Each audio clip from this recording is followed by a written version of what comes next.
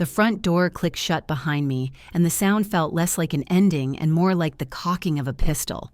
I stood on our porch for a moment, my carry-on bag feeling impossibly light in my hand. It was 9 o'clock in the morning. The sun was bright, the sky was a cheerful, cloudless blue, and I felt like a ghost haunting my own life. Through the living room window, I could see my husband, Joshua Mendoza. He gave me one last lazy wave, a smirk playing on his lips. He was 32 years old, handsome, well-rested, and brimming with a kind of confident ignorance that was about to be spectacularly destroyed. He genuinely believed he was getting a 7-day vacation. In reality, I had just handed him a live grenade with the pin pulled. Our son Liam was asleep in his bassinet upstairs. At 8 weeks old, he was a tiny, perfect, tyrannical force of nature, and for those 8 weeks, I had been his sole prisoner. Joshua saw fatherhood as a supervisory role. He was the CEO dropping in to appreciate the final product, while I was the entire workforce running the factory 24/7 without a single break. The house we'd bought together 2 years ago had become my solitary confinement. The shared dream had become my personal nightmare of feedings, dirty diapers, and the endless soul-shredding sound of a colicky baby screaming. This wasn't an impulsive decision. This trip wasn't a betrayal. It was a last-ditch effort to save my marriage, my sanity, and to introduce my husband to the son he barely knew. The final straw had come just 24 hours earlier. It was 3 in the morning, and Liam had been screaming for 4 consecutive hours. It wasn't a normal cry. If you've ever been around a baby with severe colic, you know the sound I'm talking about. It's a high-pitched, frantic shriek that bypasses your ears and drills directly into your nervous system. It's the sound of pure, inconsolable agony. I had tried everything: swaddling, rocking, shushing a warm bath gripe water. Nothing worked. I was swaying on my feet, my vision blurry from exhaustion. I felt a raw, animalistic desperation I had never known before. Joshua was sleeping soundly in our bed, an island of serene tranquility in my ocean of chaos. I gently shook his shoulder. "Joshua," I whispered, my voice cracking. "Please, I need your help. Just for an hour. I just need to close my eyes." He rolled over, blinked at me with annoyance, and mumbled the words that sealed his fate. "Come on, you know this is women's work. You'll figure it out." Then he rolled back over and pulled the covers over his head. Women's work. The phrase echoed in the screaming silence of my mind. It was a judgment, a dismissal, and a condemnation. In that moment, something inside me didn't break. It hardened. It turned from frayed rope into tempered steel. I looked from my oblivious husband to my screaming child, and I made a decision. If this was my work, then it was time for Joshua to have his performance review, and I was going to be the one writing it. So as I walked to my car on that bright sunny morning, I felt no guilt, only a profound and terrifying sense of purpose. I had packed my bag, booked a hotel room in a city 3 hours away, and made one crucial, final preparation. I wrote absolutely nothing down. There were no instructions, no schedule for feedings, no notes on how to mix the formula or which diapers were the right size, or the specific, almost magical combination of bouncing and swaying that could sometimes calm Liam down for 5 precious minutes. All the supplies were in the house: the diapers, the wipes, the formula, the clean bottles, the laundry detergent. Everything a person could possibly need was within the 4 walls of that house. But knowledge of their location, their preparation, and their proper use, that was an asset I held exclusively, and I was taking it with me. Joshua believed infant care was easy, instinctual even. He thought it was something women were just born knowing how to do, like breathing. He was about to learn that it is not an instinct, it is a skill, a brutal, relentless, unforgiving skill forged in the fires of sleep deprivation and trial by error, and his training was about to begin. I knew exactly what he would do the moment my car pulled out of the driveway. He would lock the door, let out a deep, satisfied sigh, and survey his kingdom. The house was quiet. The baby was asleep. His sleep-deprived wife was gone. To him, this was freedom. He would grab the remote for the television, snatch the controller for his video game console, and sink into the comfortable cushions of the living room sofa.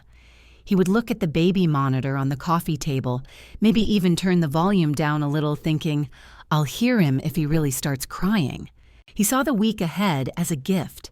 7 uninterrupted days to catch up on his games, watch whatever he wanted, and relax. He'd probably even brag to his friends about how he was holding down the fort while his wife took a much-needed break, painting himself as the hero. He saw our son Liam as a simple accessory to his week off, a quiet, low-maintenance houseplant that might need a little water and food a few times a day before going back to being silent and still. He had absolutely no concept of the reality of my daily existence. He had never been alone with Liam for more than 15 minutes. He had never once changed a diaper. He had never prepared a single bottle. In his mind, the baby just existed. Food appeared in bottles. Dirty diapers vanished into a pail. Clean clothes magically materialized in the dresser drawers. He was a consumer of the end product of my labor with zero appreciation for the production line. He saw me exhausted and emotionally frayed and didn't see a woman pushed to her absolute limit. He saw a woman who was complaining, who was being dramatic, who wasn't handling her job with the quiet efficiency he expected. And so he settled in. The quiet of the house was a peaceful blanket for him. For me, driving down the highway with the windows down, it was the deafening silence of a ticking clock. I imagined him booting up his game, the triumphant orchestral score filling the living room. He'd be leaning forward, completely absorbed, a small smile on his face. He'd feel powerful, in control, the king of his castle. He would be completely oblivious to the fact that the castle was built on a foundation of my invisible, unacknowledged labor. And I had just walked out with the keystone. He had no idea that upstairs in a quiet bassinet, a timer was counting down. The peace he was enjoying was temporary, a fleeting illusion, because soon Liam would wake up. And when he woke up, he would be hungry. And shortly after that, the colic would begin its daily assault. Joshua's smug confidence was a dam holding back an ocean of chaos. And a tiny 8-week-old baby was about to punch a hole right through it. He was sitting on his throne, playing his games, believing he had won some unspoken argument. But he hadn't won anything. He had just been left alone on the battlefield, armed with nothing but his own arrogance, completely unaware that the battle was about to begin. And there would be no instructions, no backup, and no one to call for help. The first assault came not as a crash of thunder, but as a tiny, insistent chirp from the baby monitor. It was a sound I knew, but only in the abstract. Engrossed in my game, it was just a background nuisance, maybe a bird outside.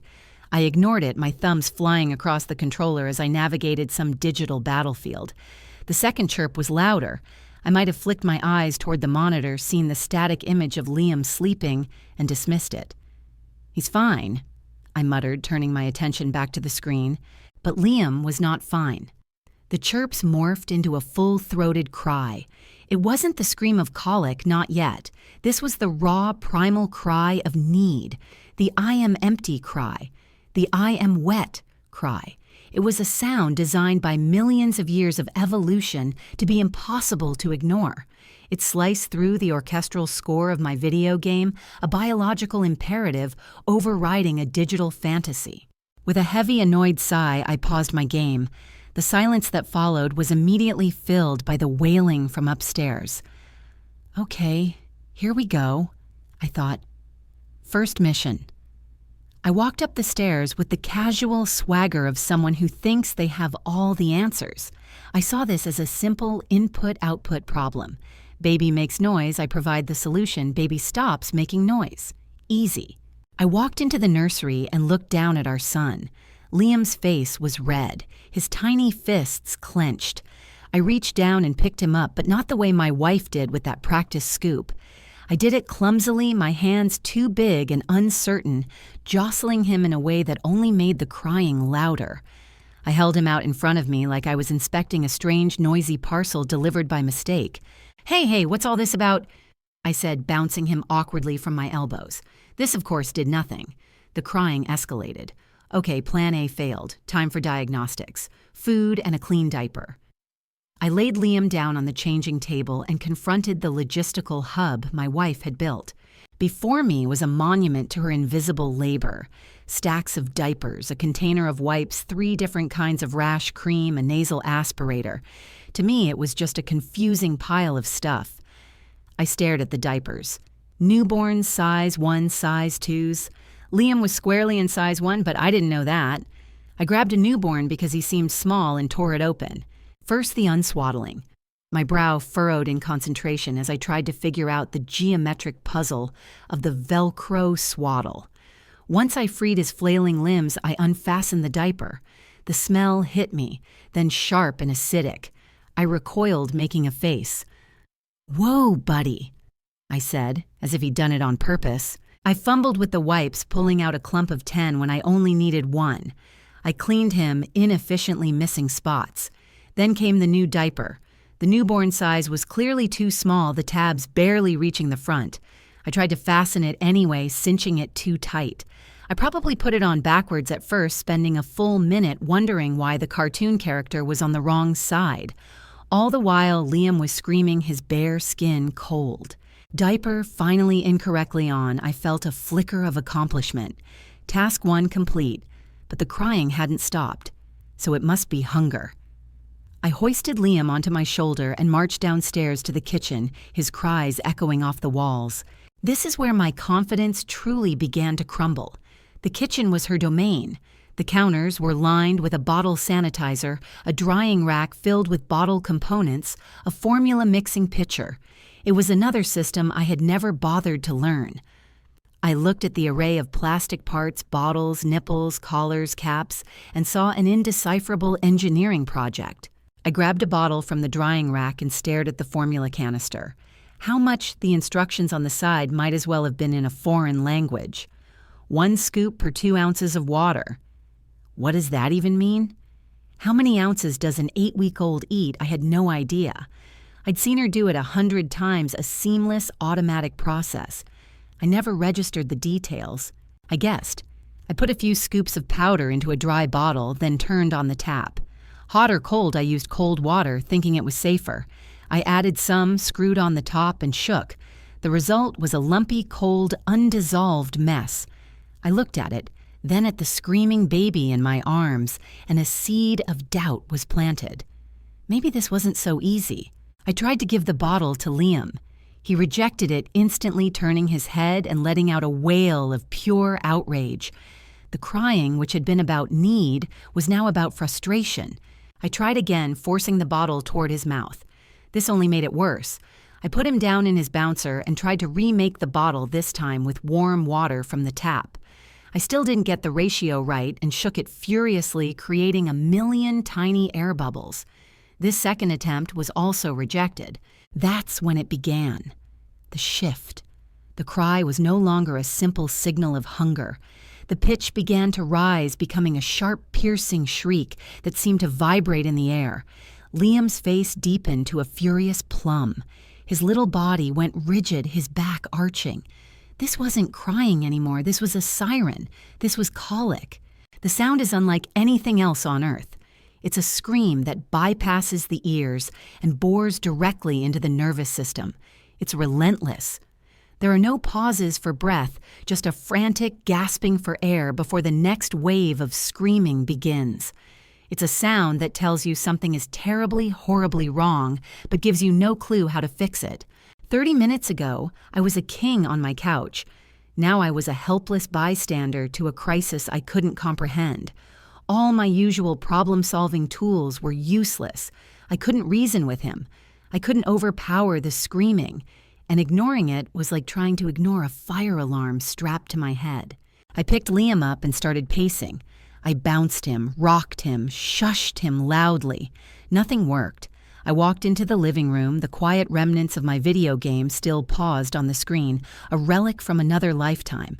The house suddenly felt enormous and terrifyingly empty. My wife's absence, which had been a source of relief, was now a gaping wound. I looked at the clock. An hour had passed. I had 6 more days and 23 more hours of this. The thought hit me like a physical blow. The sheer crushing scale of my solitude settled over me.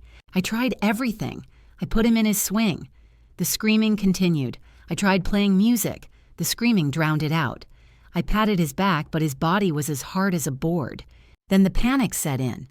Not just frustration, but true heart-pounding fear. Fear that something was medically wrong. Fear that I was going to break him.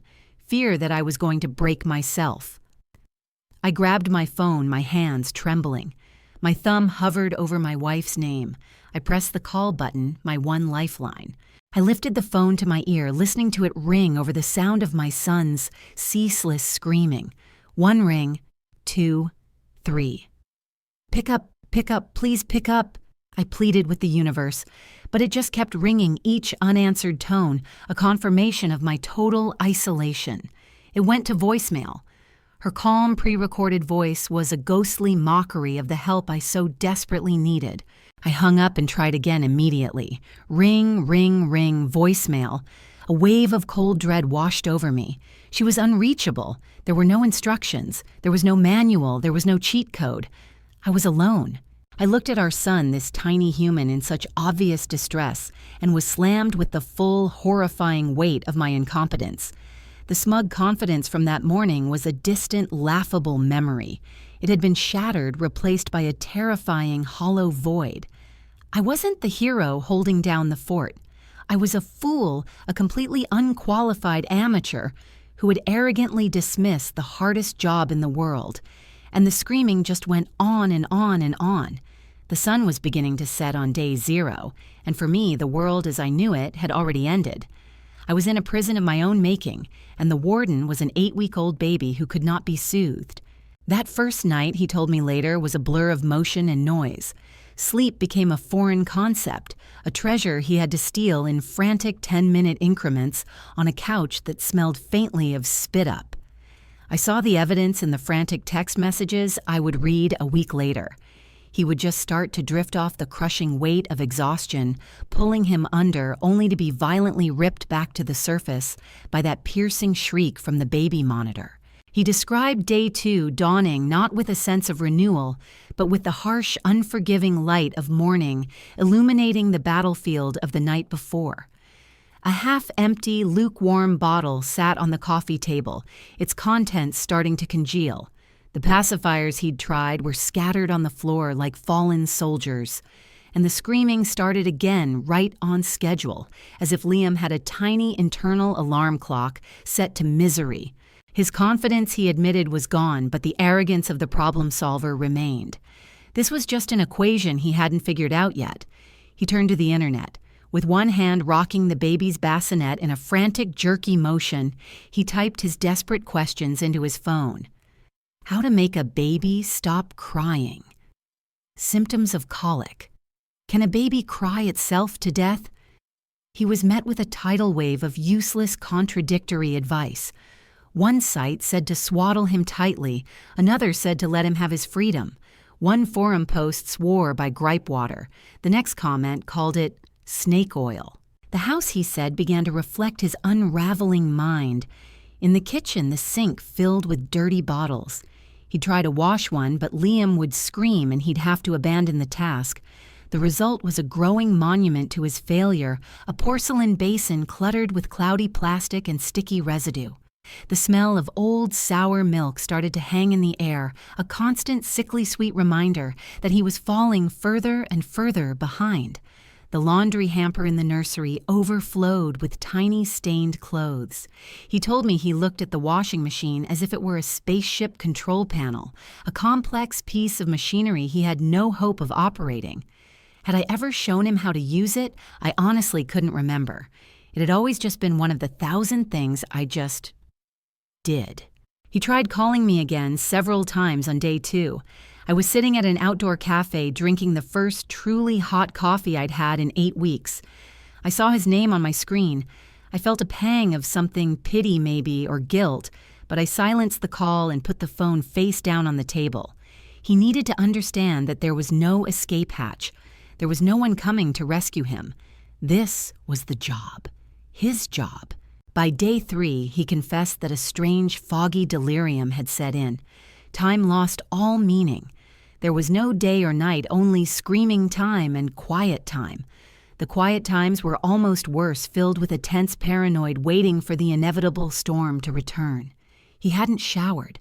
He was wearing the same sweatpants and t-shirt he'd had on since Sunday, now decorated with various patches of dried milk and what he hoped was just mashed banana. He was surviving on handfuls of cereal eaten directly from the box and cold pizza from 2 nights ago. His attempts to soothe our son grew more outlandish. I know this because our neighbor, a sweet older woman named Carol, texted me a picture out of concern. It was a photo of Joshua at 3 in the morning, standing in our driveway, holding Liam in his car seat next to the open door of his idling car, because the low rumble of the engine was the only thing that seemed to work. He couldn't risk driving. He was too tired, so he just stood there in the dead of night, a desperate man worshiping at the altar of an internal combustion engine. He told me he tried everything he'd read online. He put Liam in the baby carrier and bounced on a yoga ball for what felt like hours, his legs burning his back, screaming in protest. He put the vibrating infant seat on top of the running dryer, creating a rickety, noisy contraption that only made the crying louder. He downloaded a white noise app and played the sound of a vacuum cleaner on a loop until he felt like he was losing his mind. Nothing provided more than a few minutes of fragile peace. Day 4 was the bottom. The house was a disaster zone. The trash was overflowing. Every surface was sticky. The air was thick with the smell of desperation. He was a ghost haunting the halls of his own home, hollowed out by exhaustion. He called me 14 times that day. 14 times I saw his name and 14 times I hit ignore. I knew he was at his lowest. I knew he was breaking. That was the point. He had to break. The man he was when I left had to be completely demolished so a new one, a better one, could be built in his place. That evening he hit the wall. Liam had been screaming for 3 solid hours, not crying but that full-body, vein-popping, back-arching shriek of pure uncut colic. Joshua had tried everything. He had walked, bounced, rocked, shushed, swaddled, and sung. He had offered bottles that were refused. He had changed diapers that didn't need changing. He was empty. He had nothing left. Defeated, he collapsed into the rocking chair in the nursery. He didn't rock. He just sat there, a statue of failure, the piercing screams washing over him. He slumped forward, resting his forehead against Liam's tiny, heaving chest, and he gave up. He stopped trying to fix it. He stopped trying to win. He just surrendered to the noise, to the exhaustion, to the overwhelming sense of being a complete and utter failure. And in that moment of absolute surrender, he said something shifted. Holding our son against his skin, feeling the frantic vibrations of his cries, he wasn't a frustrated problem solver anymore. He was just a father, holding his child. For the first time, he wasn't thinking about his own suffering, his lack of sleep, his hunger, his dirty house. He was thinking about Liam. This tiny person wasn't a tyrant sent to torture him. He was a baby in pain, a baby who couldn't tell him what was wrong, a baby who was just as miserable and scared as he was. Then the final wall in his mind crumbled. A single thought, clear and devastating, cut through the fog of his exhaustion. I did this for 8 weeks, alone. I handled every night feed, every diaper change, every endless screaming colic episode while he slept soundly in our bed. I managed the house, the groceries, the laundry while he went to work, came home and complained about his stressful day before retreating to his video games. He looked down at our son, his face wet with tears. He didn't even realize he was crying, and he saw the crushing invisible weight I had been carrying. He finally understood that what he had dismissed as women's work was a relentless 24/7 gauntlet of sacrifice skill and a level of patience he couldn't have imagined. It wasn't a vacation, it was a war, and I had been fighting it on my own. Empathy, raw and overwhelming, washed away every last trace of his anger and frustration. That realization changed everything. On day 5, a new man woke up in that house. He was still exhausted, but he wasn't defeated. He had a purpose that went beyond mere survival. He started not by attacking the chaos, but by observing. He learned that Liam's pre-colic cries were different, lower guttural. He learned that our son hated being swaddled, but loved being held upright against his shoulder. He started problem-solving again, but this time with patience. He went on YouTube and watched a 10-minute video on how to properly clean baby bottles. He then spent the next hour washing every single one, sterilizing them, and setting them up in an assembly line on the counter ready to go. He tackled the mountain of laundry one small load at a time. He created a diaper-changing station on the floor of the living room with everything he needed in arm's reach. He was creating systems. He was taking control. Slowly, methodically, he clawed his way back from the brink. He discovered that a specific slow, side-to-side sway while humming a low, tuneless melody could calm Liam down when nothing else would. It took incredible patience sometimes, 20 or 30 minutes, but it worked. And in those quiet moments, holding his sleeping son against his chest, he finally bonded with him. He would whisper to him, telling him he was sorry, telling him about his day, telling him about his mom. He was no longer trying to silence an alarm. He was comforting his child. On day 7, at exactly 5 o'clock in the afternoon, I put my key in the lock and opened the front door. I braced myself for the worst for a scene of utter devastation. But the house was quiet. It wasn't clean, not by a long shot, but the oppressive atmosphere of chaos was gone. The air smelled of baby powder and laundry detergent, not sour milk. And there on the couch was Joshua. He looked like he'd been through a war. He was 10 pounds lighter with dark hollow circles under his eyes, but he was calm. He was holding Liam, who was awake, and nestled peacefully on his chest. He wasn't on his phone. The TV was off. He was just there, present, holding our son. He looked up when I came in, and his eyes met mine. There was no anger, no resentment. There was just a profound, bone-deep understanding. He stood up slowly, carefully, and walked over to me.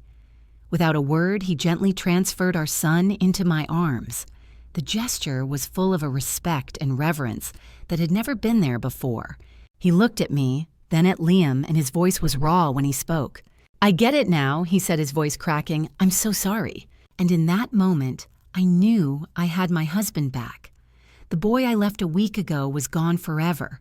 In his place stood a father, and our family, for the very first time, was finally whole.